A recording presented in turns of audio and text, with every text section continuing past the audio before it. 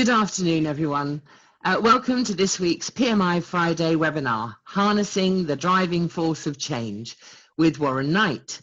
My name is Susanna, and I'm going to be facilitating the session today, which includes running the Q&A desk. So the Q&A button, if you're not familiar with it, is on your Zoom toolbar. We'll be using it throughout the presentation today, so please post your questions and I will put them to Warren. Today's webinar is being broadcast live on Facebook and on LinkedIn, and we are recording it, and we will send you a link via email at the beginning of next week. So that will have the full recording of today's session, including the audio and the presentation slides. Finally, from me, before we get underway, can I draw your attention to our upcoming PMI Friday webinar schedule? You can find that on our website at pmi.co.uk/webinars. On Monday, we're going to be sending you all a short voice of the customer survey, and we'd be really grateful for your feedback, as well as suggestions on future topics. So we've been using those suggestions to guide us on the topics throughout August, September, and looking into October. So we really do value your feedback. Now I'd like to hand over to Warren. Thank you, Warren. Thank you, Suze. Good afternoon, everyone. My name is Warren Knight, and today's topic is around COVID-19 and what lessons we can learn in terms of change and improvement within our organisation. Topics I'm going to cover will include motivation, communication and engagement, something that I refer to as making the transition in change, and having all of us spent the last 6 months in a state of change and adaptation to the situation. A question I have is, so coming out of this, are we in some way better equipped or prepared for future change in our organisations? As a way of a scene setting, and also to just get a sense of the magnitude of change that the situation is driven. I want to do a little poll to start off with. So imagine this, go back 12 months. So roll back the clock 12 months, forget that COVID has ever existed, and imagine that your organisation has decided to roll out mass home working. So the question for the poll is, how long do you think it would have taken your organisation to achieve that?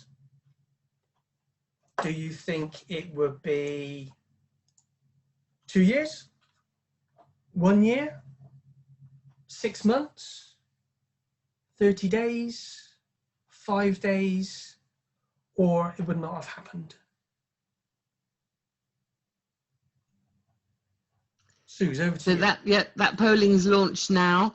Very funny. The first line that shot up was "it would not have happened," but people are now thinking that there's quite a range. Interestingly, somewhere between the leaders at the moment are 6 months to "it would not have happened." So we're nearly almost there. Last couple of votes just coming in now. Okay, I'm going to close the polling now. And then I'm sharing the results on the screen. So everyone should be able to see that. So we have a clear runner. The very first thought was the thought that stayed with most people. I guess it would not have happened. How interesting. Yes. What are your thoughts on that, Warren? Oh, well, indeed, isn't it? It's incredible. I was suspecting that it might be around it would not have happened, or indeed it would take a sizable amount of time to just get that shift happening, and of course, when we actually look at the situation, the reverse has happened, Actually, Warren, sorry, can I just stop you there? So we just got something in from Sarah, who says, we moved 3,500 people to a new building 5 miles up the road, and it took 2 years. Wow. So thank you for that piece of data. Yeah, absolutely. Fantastic. So, yeah, so against this sort of backcloth of everybody has been required to make some level of change to their lives, the way that they work, etc. There has been many amazing achievements changes that have been delivered in breathtakingly short timescales, you know, and organizations have literally gone online, have moved call centers, you know, online, virtual, from home in a matter of days. It's quite amazing. And it's almost, it seems that this situation has caused the unimaginable, the impossible to become the possible. And actually, many of us in PMI, talking to our clients and leaders, have heard a number of questions being raised around this reflection. So, for instance, you know, so why is it sort of pre the pandemic, I was unable to achieve anywhere near the same level of response from staff that we're getting at the moment. My team is performing to an extraordinary level. You know, how can I keep that level of performance going in the long term? And if we've had experiences of making the impossible possible, you know, listen to one leader saying, well, okay, well, so what is it I need to do? Or maybe what do I need to do differently in order to make my changes happen? So with those questions, those change leadership questions in mind, what's the purpose of the session from my point of view? Well, it's essentially to share my thoughts, my insights, my learning around this situation in response to those particular questions. However, whenever I talk and discuss change and change leadership, I'm always reminded of these two quotes. The reason being is that, of course, change and change leadership is an incredibly complex topic, and I am no different to anybody else in terms of I have filters, if you like, theories through which I see the world, and whilst some theories are useful, no theories are true. I think the other thing to kind of remind ourselves whenever we explore the change and change landscape is that, as Deming quite rightly said, variation will always exist, and that's certainly true between people. We're all unique. So where we can generalize and theories may fit, there will always be exceptions to the rule, which kind of bust the theory, if you like. The other thing I want to be absolutely clear about throughout this exploration is that COVID-19 is a terrible situation that's worldwide caused fear and unhappiness. So at no point throughout this exploration, at no point am I suggesting that generating fear is an appropriate approach for a change leader. Okay, so the first topic, let's think about motivation. And starting with, if you like, the basics of two types of motivation. We've got externally driven motivation, extrinsic, versus internal, intrinsic motivation.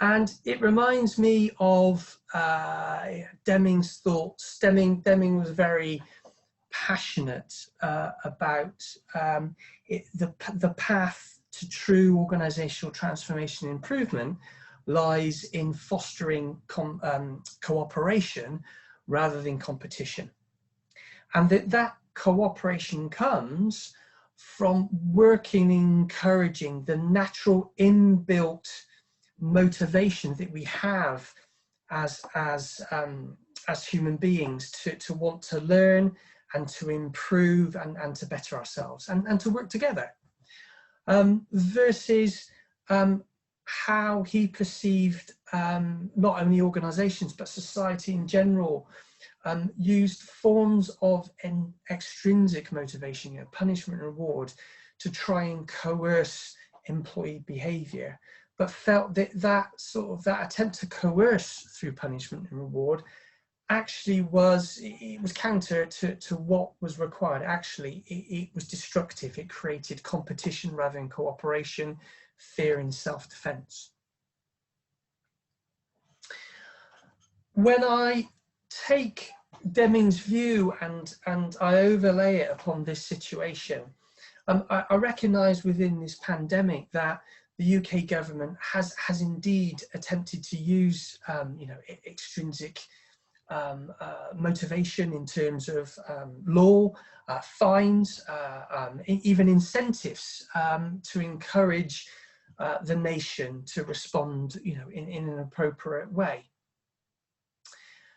And essentially, it's this wrestle between extrinsic and intrinsic motivation that provides the platform for this presentation, because two questions that lies in the heart of this for me is, one, would these government measures, would fines and incentives alone enable the government to be successful? And on the reverse of that, how much have we relied upon this intrinsic, this natural, you know, motivation for us to adapt, to cooperate, and essentially to do the right thing? Suze. Thanks, Warren. So we've got a question in from Alex, and they say, don't most organisations have some kind of reward system, bonus, sales targets, commission, and so on? So, you know, in your experience, are these always destructive? Wow, great question. Thank you, Alex. I mean, that's certainly one. You know, if the situation allowed, I'd like to spend a couple of hours at the pub talking to you about it. It's, of course, it's hugely complex. Deming was very passionate, you know, and very forceful in making these types of statements. But wasn't necessarily very helpful in providing an alternative and an answer. He wanted people to work it out. Certainly, you know, extrinsic motivation is woven into you know, into every fabric of our society, and we are exposed to it from a very early age. I guess it would be silly to ignore it, but I guess it's about how it's applied. So for example, I mean, if it's applied in a quite singular way, to say, you know, ignore everything else, ignore working together, you know, within your function, I am going to incentivize you to be the very best function you can be, which is essentially how many organizations work, then it does create a sense of competition, okay, and self-defense. You know, the sales function will, you know, they'll be wanting to meet their sales incentives, and so they'll be out selling, and the sales that they make may not necessarily be the right sales for the organization. And it's not just sales, it could be procurement, you know, procuring, you know, parts that are low cost but are maybe not for the, you know, not for the best quality or benefit for production. And so it creates this kind of competition. However, maybe that kind of reward for the right kind of behavior, like rewarding people for working together across departments and rewarding for the right behaviors in cooperation, could be a way forward. But it's not an easy answer, I'm afraid. Okay. Thanks very much, Warren. Thanks for your question, Alex. Okay, so psychological models, I tend to use these like an optician would use lenses. So if you've ever been to the opticians, what they do is they keep switching lenses until it helps you to see more clearly. And I kind of do the same thing with psychological models. When I started to explore the COVID situation, Maslow's hierarchy of needs model immediately sprung to mind, and I found that useful in giving me insight into why it's driven motivation to change in this area. So for those of you maybe not so familiar with Maslow's model, so what we have is this idea that we have a hierarchy of needs. Some at the lower levels are maybe what I would call sort of hygiene type needs. They just need to be there. And then at the higher levels, we've got more sort of developmental and growth type needs. And the idea basically is that as a level of needs are satisfied, then we move up the hierarchy in our thirst to satisfy further needs. So starting with obviously physical needs, that the need to be to have nutrition, to have shelter and warmth, and once those needs are met, this idea that then we move on to the next level, which is all around safety, and that could be physical safety, it could be other types of safety, but that sense of predictability and control in our lives, and the need to have control in our lives, and that's a pertinent point obviously to today's focus area. And again, as we move further up, then we've got the need to belong. That we are social animals, and then we're getting into what I see more of more sort of developmental and growth type needs. So level 4 being around the need to feel that we are achieving. And that we feel that we have value and are delivering value, and that other people recognize our value as well. And that's wrapped up in this idea of esteem. What Maslow meant by the highest level, self-actualization, is kind of beyond that sense of achievement in terms of, because it drives that sense of value, self-worth, and others respecting you. That self-actualization was all about just that desire to be the very best that you could be, to fulfill your potential. What I also find interesting about Maslow's model, and it's something that will come back to us later, is that these hygiene factors in terms of motivation, as the lower level needs are satisfied, then our motivation to continue satisfying them diminishes. Once we feel safe, we feel safe. Once our hunger has been satisfied, we are no longer hungry. Whereas when we get to the higher levels, I believe around 4 as well as 5, with growth needs, the more we start to satisfy our growth and development needs, the more motivated we become to continue. Now, taking this model forward and thinking about why has the COVID-19 pandemic, why does it represent such a compelling reason for change? Why has it galvanized such action in such a short space of time? Well, for me, importantly, of course, it contains as a story all of the critical ingredients that are needed for the situation to be compelling, to really compel us to action.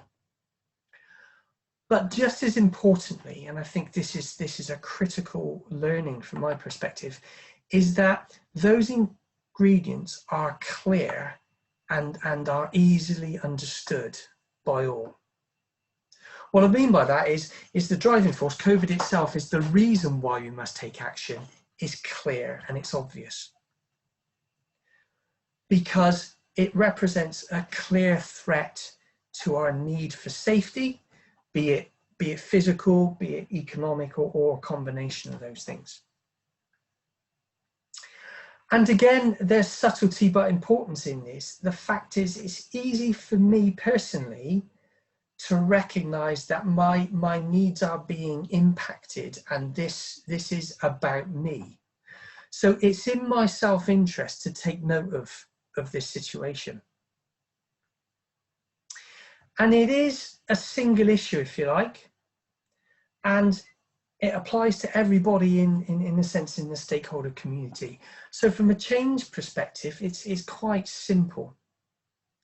And so if we sum this up, actually that natural clarity and simplicity means that it's very difficult to ignore the wake-up call.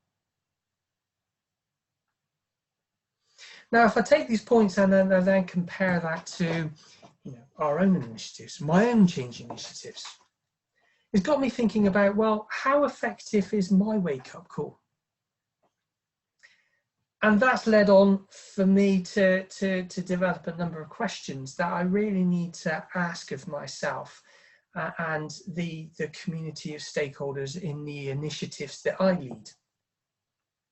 First question being, so how clear are my stakeholders about the why of the initiative, be it the need to respond to changing customer needs, regulatory requirements, competitor movements, whatever it might be. How clear are they about the why, the reason for change?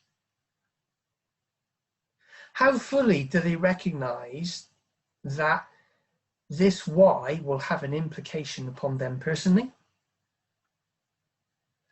And are they aware, and how aware, that beyond it having an impact, how that impact is related to the satisfaction of their needs from a work perspective? Another interesting question, so we have that sort of singularity, if you like, within COVID. In my experience in organizational change initiatives, it can often be much more complex from that perspective because you have a multiplicity of stakeholder requirements and needs. And the final killer question, of course, is how well do I understand those stakeholder needs? So on that final question, I'd like to do another poll. So Susie, at the ready, please. So let me just go through it for a second. So I want you to think about maybe a current improvement initiative, or maybe a recent one, maybe outside of the COVID situation bubble, call it what you will. It may be initiative that you're leading or have led. It may not, but it needs to be one that you have insight, you have knowledge on. So the poll question is, in your view, in which category do you think the majority of stakeholder needs fit for that initiative? Do you think it's around physical needs, safety, belonging, or are they more around growth needs around esteem, self-actualization, or is it a question of don't know?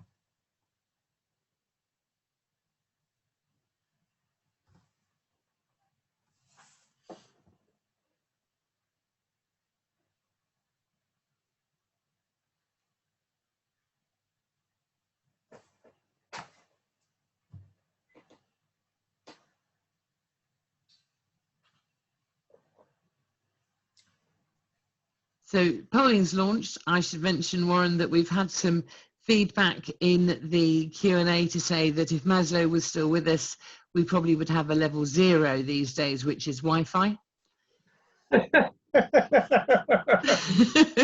Thank you, Gordon, for that. Completely agree with that one. Yeah. Okay, and so just coming to the end of polling, and at the moment, last votes being counted.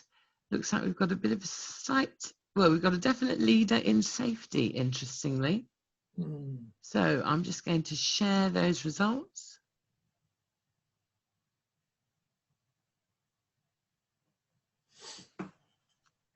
So there we can see, so we've got safety leading the way by a long shot, really, and the esteem, self-actualization.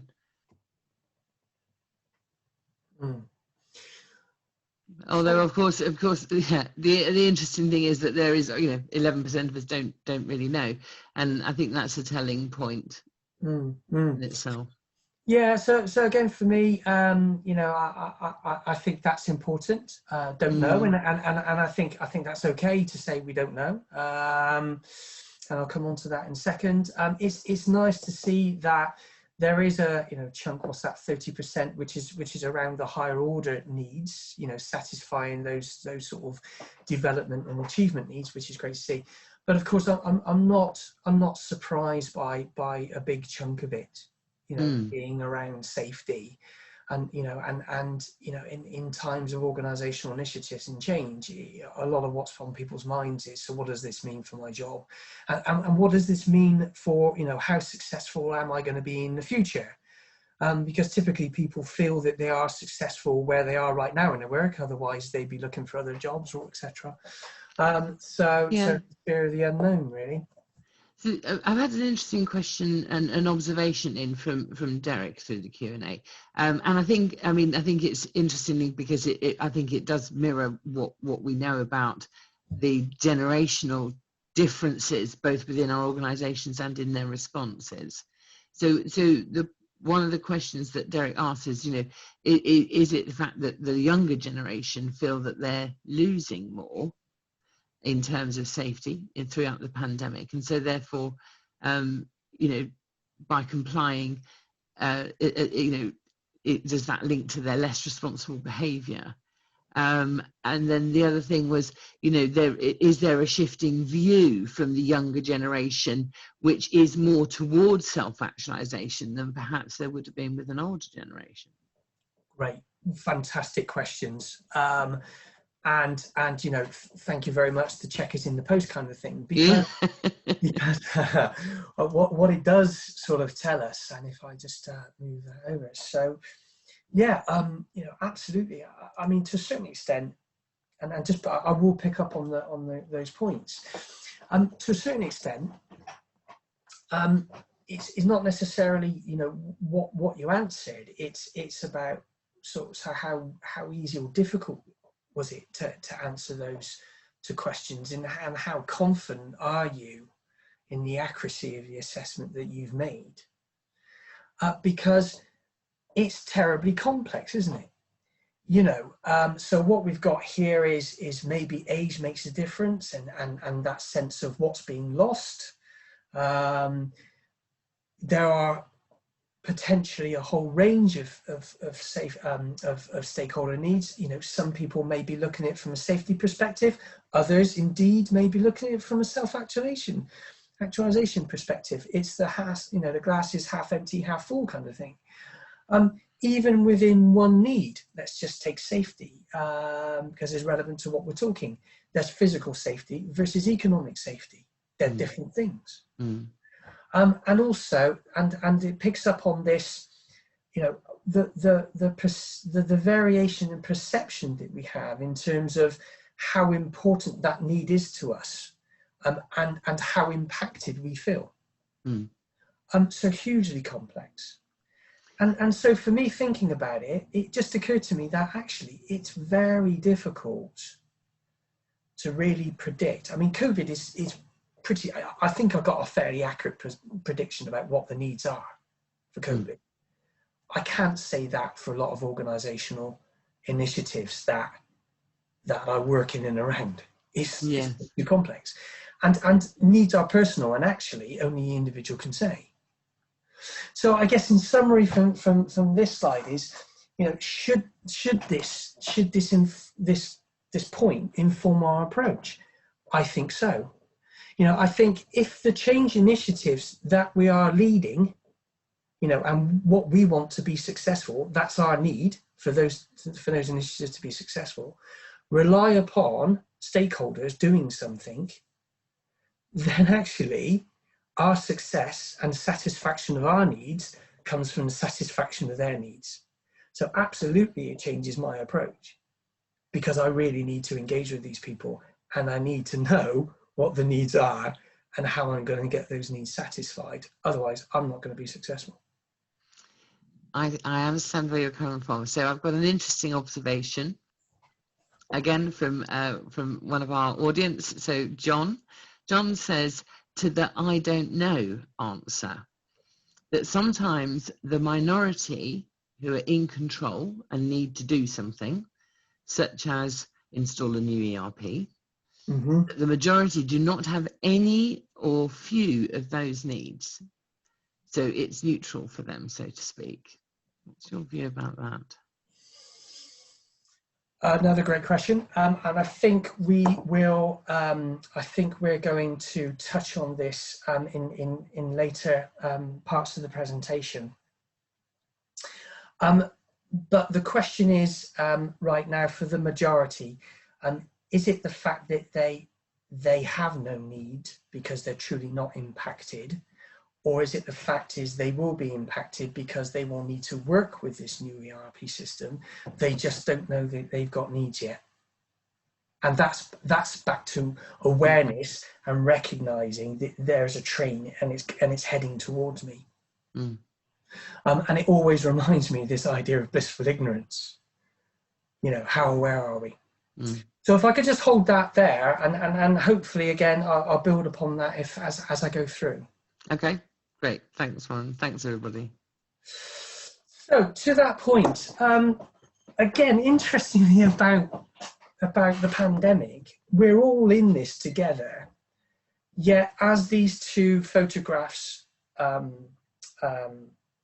display, that our response can be very different. So on the left here, we've got Brighton Beach. So it's a situation where during the kind of relaxation of the lockdown in the UK, 90,000 people descended, I think it was 90,000 descended upon Brighton Beach, versus these two gentlemen on the right hand side who are socially distancing with masks on, taking a very different approach.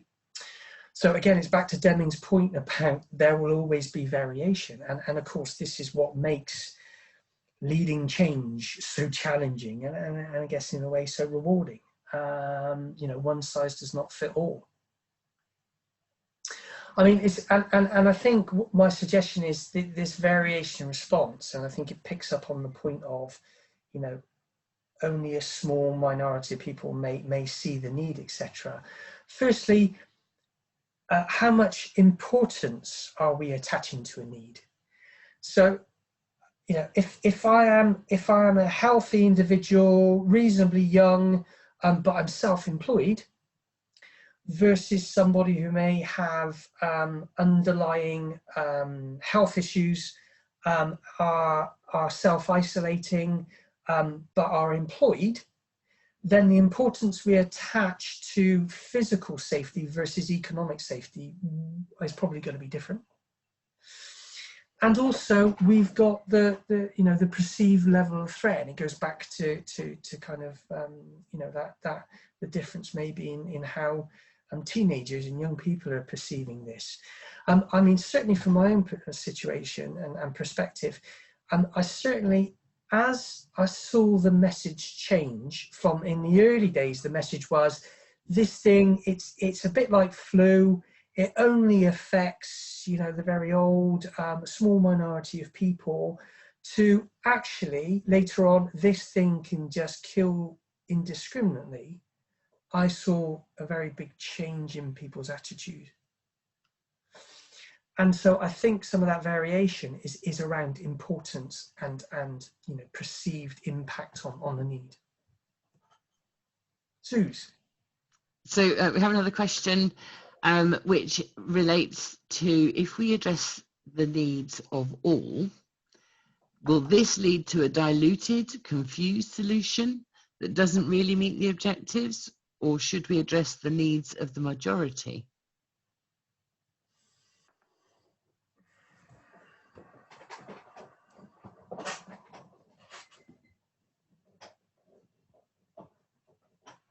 That's a really good question.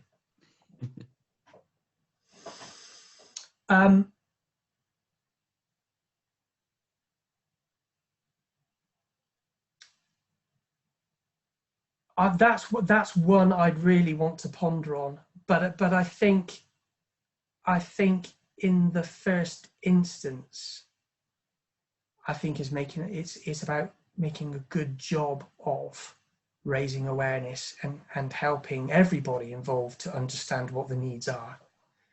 But I guess with the question I've been offered, you know, the lack of context, example, etc., Sure. it's probably the majority, isn't it? Mm. But it's one for the pub, I think. Okay. Thanks, Warren. Thanks, Gordon.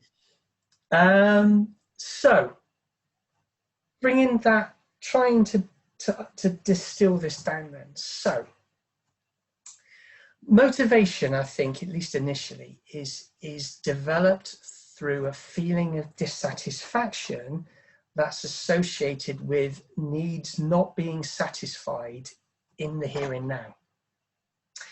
And actually, if that's true, I'm thinking about that, when I think about leadership, leadership is often associated with the reverse of that. So it's often focused about creating this compelling vision for the future.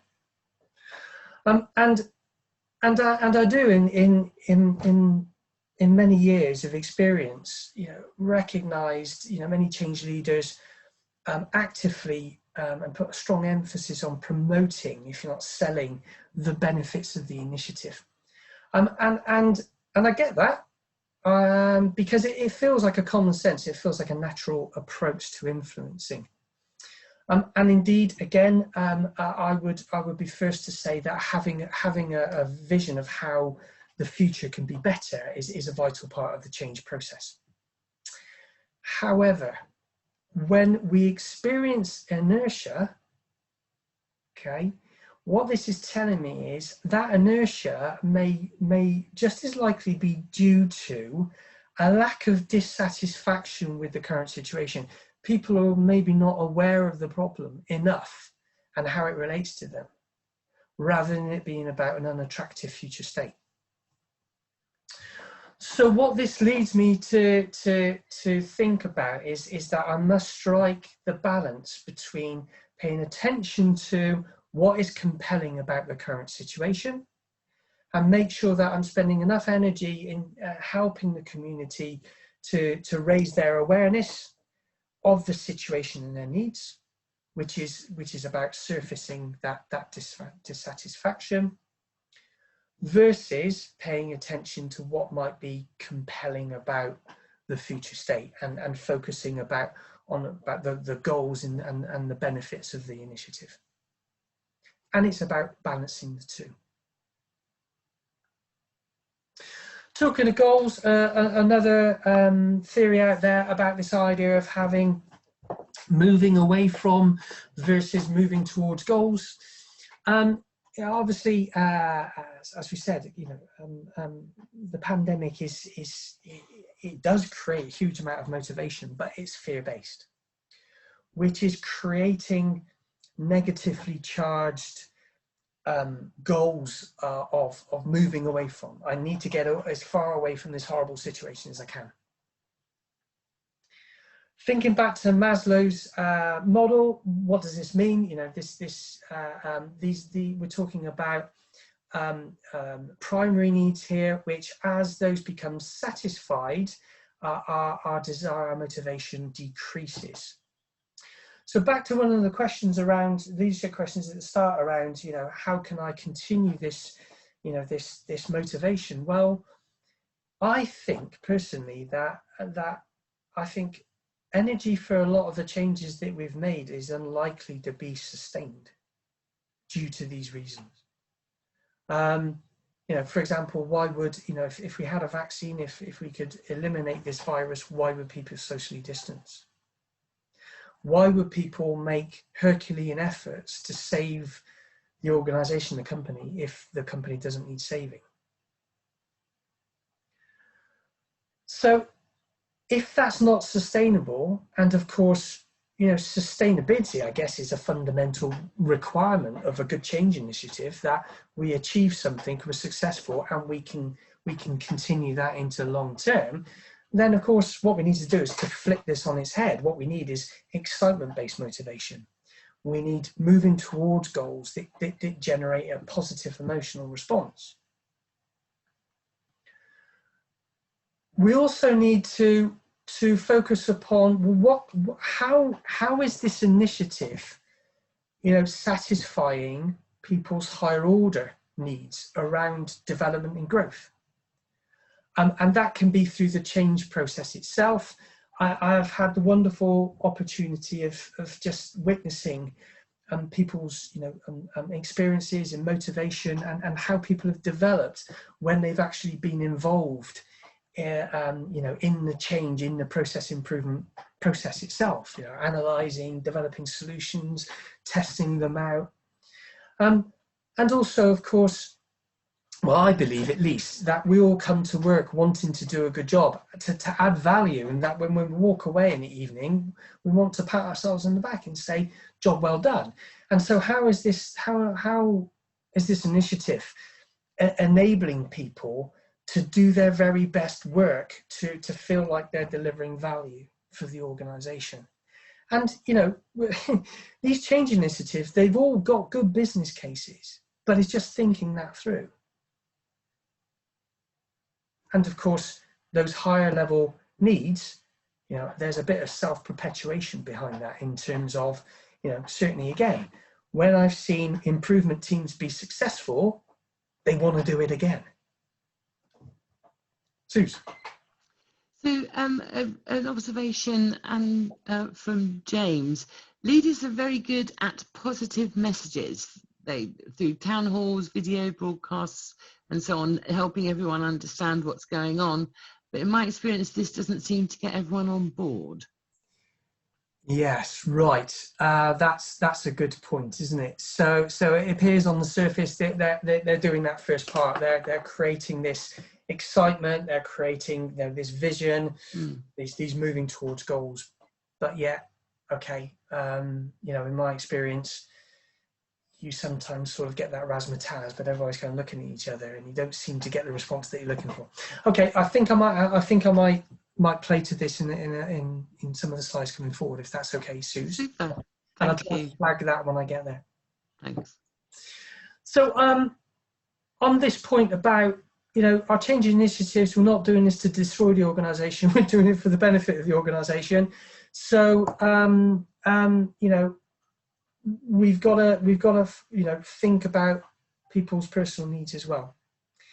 And from that point, it sort of moves nicely on to, I was incredibly interested by the UK government's message throughout COVID, and this idea, it was stay home, protect the NHS and save lives. And, I've always thought about this in the idea of, well, isn't this all about making sure that the person's needs are met, so therefore that they'll be motivated to take action? And yes, it is, but this statement doesn't say stay at home and protect your own life. It's focused upon other needs, other people's needs, and the needs of the National Health Service. And when I thought about it in more detail, it occurred to me that actually this is about enlightened self-interest. We all, as change leaders, rely upon the cooperation of our community to achieve, in a sense, goals that relate to a higher purpose. We don't purely do it for our own benefit as staff members. We do it for the greater good of our customers, of our organisation. And in doing so, we're relying upon people having the belief, staff having the belief that, we do well by doing good. That actually, if I help the organisation to achieve better satisfaction, that in some way will be beneficial for me.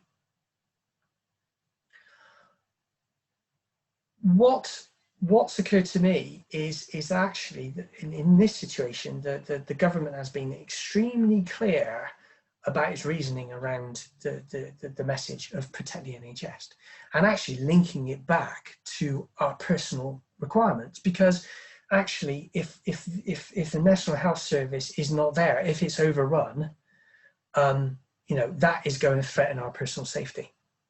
So the link is actually quite clear.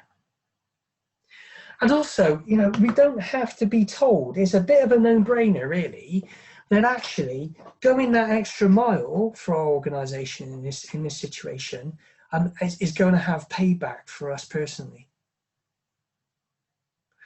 But when I look at my experience of organisational change initiatives and how they're communicated, how well are we connecting all of these needs? And how well are we doing that so that, you know, people are enlightened around, you know, actually this is for the greater good, but actually it relates back to me as well. And again, there are all lots of reasons why this can be, you know, horribly complicated because of the, you know, how directly impactful it can be for staff. But however, what I've seen are lots of initiatives where there hasn't been that connection, it hasn't been expressed, and they're almost left with this image, you know, the bottom right hand side image of, you know, we just have to do this for the greater good. And how effective is that? So on that point, communication and engagement. This got me thinking about another model, which is called the Gestalt cycle of experience, sometimes referred to as a cycle of change, which is good. And it's this idea that we have a starting point that we receive through our senses some data, okay, which triggers us to explore and to generate awareness. So this links nicely back to what I was talking about earlier. And from raising that awareness, and in a sense through awareness, we recognize the satisfaction or the non-satisfaction of our needs. Then when we generate this dissatisfaction, this energy to take action. And then through that energy, we start to plan and we imagine what we're going to do. We take some action. And that action will hopefully satisfy our needs, and then we start to make ourselves available again for the next experience.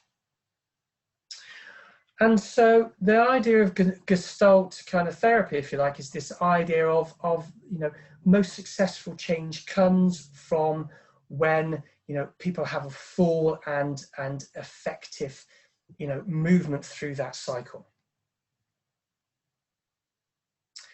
The other thing I'd like to just point out at the moment is notice the statements all start with I. This is about a personal cycle, a personal journey through your environment. Now, picking up on some of the great observations and questions earlier, if I apply this model, what I often see in organisations is actually the I, who is going through the cycle, is the project team. So it's a small number of people who are going through a cycle, starting with sensing, becoming aware of what the issue is, you know, collecting data, analysing that, starting to get some energy around developing a solution and planning the implementation of that solution. It's only at that point where the community is then engaged and expected to energise.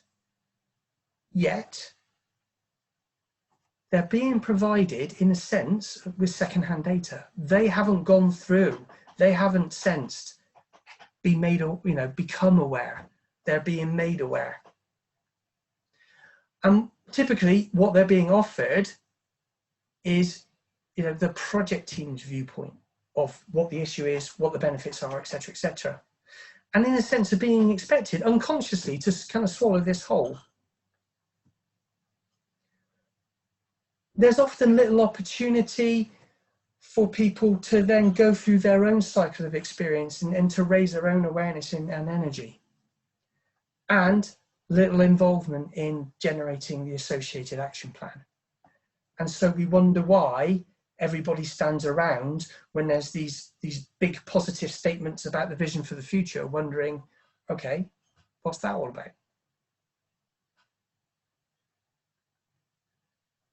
Now,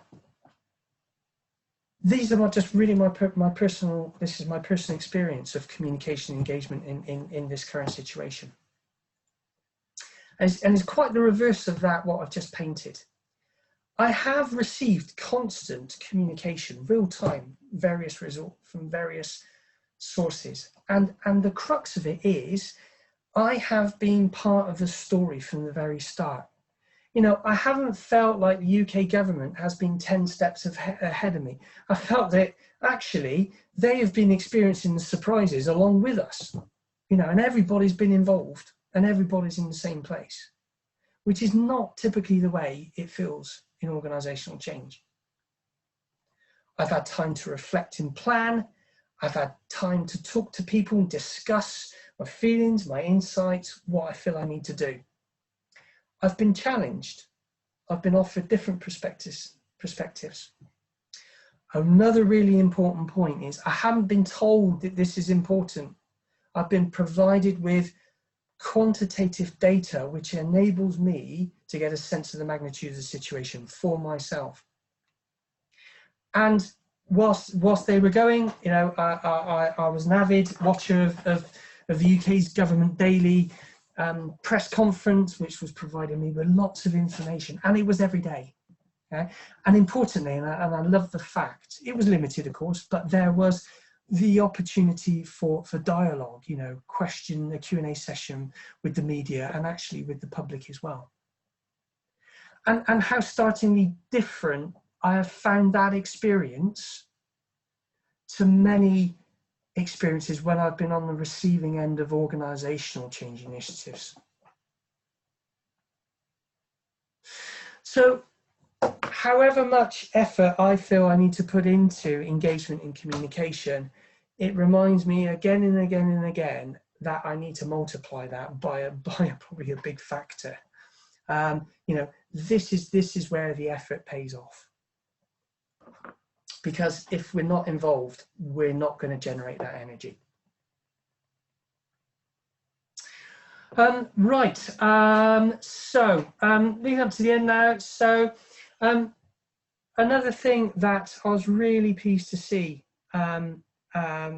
is how much the emotional cost of change was highlighted and explicit through the UK government, through media, and how jointly everybody was trying to respond to our emotional needs. Because of course, change is a process of transitioning, and it's an emotional journey. In times of change, what we're doing, we're being ripped out of, you know, our comfort, place of comfort and control, you know, the old, you know, and we're then expected to adopt a new situation. And the process of transitioning is becoming familiar and competent and confident with the new situation. And it is an emotional journey. It's laden with fear of the unknown, ambiguity, which is very frustrating.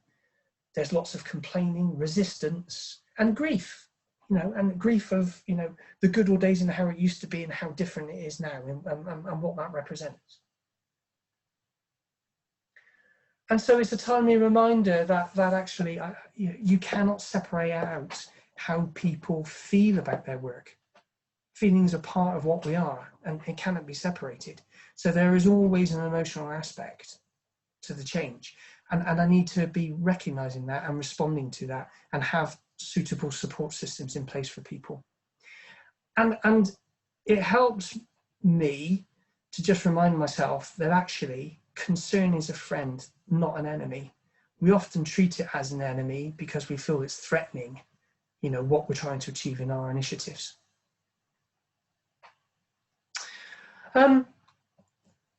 So the final point on the topics was, you know, so we've all gone through this period, and have we come out different at the end of it? Are we more, I don't know how to put this, competent to handle change?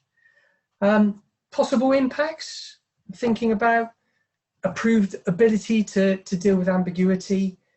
Definitely, you know, I think we've had to cope, you know, new learning, new skills, particularly around technology. We've had to get on with it, you know, probably with minimal direction because the situation. So is our self-management and decision-making improved? Have we become more resourceful? Have we learned more about ourselves, our strengths and our weaknesses? certainly, you know, I hear a lot of people on the television talking about how it's forced them to reflect upon themselves. On that point, this idea of, you know, the improved confidence that we gather through recognizing that we've managed to traverse this you know, this difficult situation, and we've come out of it. One thing I'm sure of is that some of our needs will change. You know, our desire to commute to work being an obvious one. Now, possibly these are things that all could benefit us. You know, we might have, you know, a revised workforce who are, you know, are just now much more prepared for our change initiatives in the future. But the question is, how will we know? And I, for one, and I will encourage you, I will certainly be engaging, you know, my colleagues, my clients, my change community to ask this question and to understand how people are feeling. So in summary, I think there's a huge amount to take from this. Great questions earlier, you know, challenge around, well, you know, is extrinsic motivation, you know, is it really that bad? Do we need to ignore it? It's part of society, and we cannot ignore it. But actually, equally, do not ignore the power and necessity of intrinsic motivation if we're to be successful and to create sustainable change. Creating that intrinsic motivation is about generating awareness. It's about alignment between all the parties' needs. It's about creating a truly engaging approach and supporting one another through the emotional aspects of the change. But of course, all of this takes effort and energy on our part as change leaders. And being aware of time, I'm just going to flick this up to say, often when I discuss this with people, I think secretly we recognize that this is required, but it's just the magnitude of the effort and feeling that maybe we don't have the time and effort. We don't have the time and resources to do it like that. And what we're still hoping for is some magic bullet. I haven't found one yet. And if we're not prepared to maybe change our approach and to try and make our approach in the future better than in the past, are we not just resisting change in exactly the same way as we experience it from our change communities? And so for us, you know, I strongly believe that the change starts with us. Thank you very much. Thank you. Thanks, Warren. And thank you, everybody, for joining us today. Thank you for your questions and your participation. On the screen in a moment, you'll see the upcoming Friday webinars. So please feel free to join us and register with us in the future. You can find these on our landing page at pmi.co.uk/webinars. We'll be sending out that Voice of the Customer survey. You'll get that from us on Monday. Really looking forward to your feedback and obviously any suggestions on topics for the future. So thank you very much for being with us today. On behalf of PMI, on behalf of Warren, and on behalf of myself, I'd like to thank you all very much for joining us and wish you a very safe and a relaxing weekend. Thank you, everybody. Very much.